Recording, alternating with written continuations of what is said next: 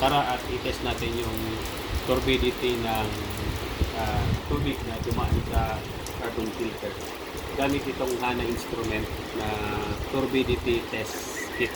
So kukuha tayo ng water sample. Ito yung sample port. Yan, dito tayo kukuha ng sample 10 ml. I-collect pa tayo ng 10 ml. By the way, hindi pa siya dumaan ng bag filter. So, wala pa itong laman. So bali carbon filter pa lang siya. Diyan pa lang siya dumaan. Okay?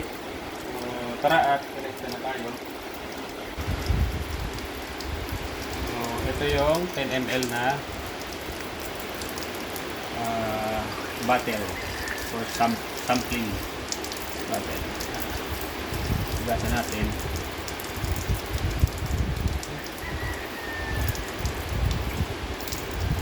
Wala tayo.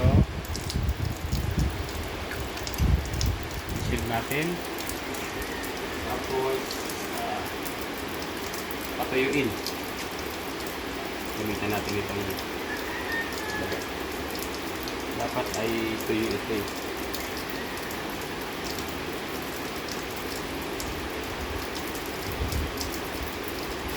Ito na siya. Lapit ka. So, masisentensya na kung ayos ba yung filtration natin. So ito take note, wala pa siyang laman. So yun pa lang, duman pa lang yan ang carbon filter. So lagay na natin dito sa instrument. Tapos on. Then read. Nababasa. Hindi tayo gagalaw.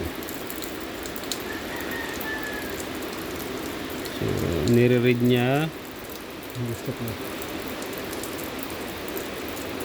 Yan, pakita mo. 0. So 0 ang kanyang yan, result.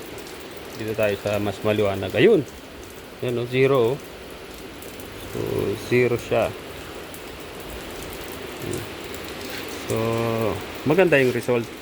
Kasi sa national standard for safe drinking water, dapat yung product water mo ay hindi lalagpas, or ang limit niya is allowable limit is 5 NTU.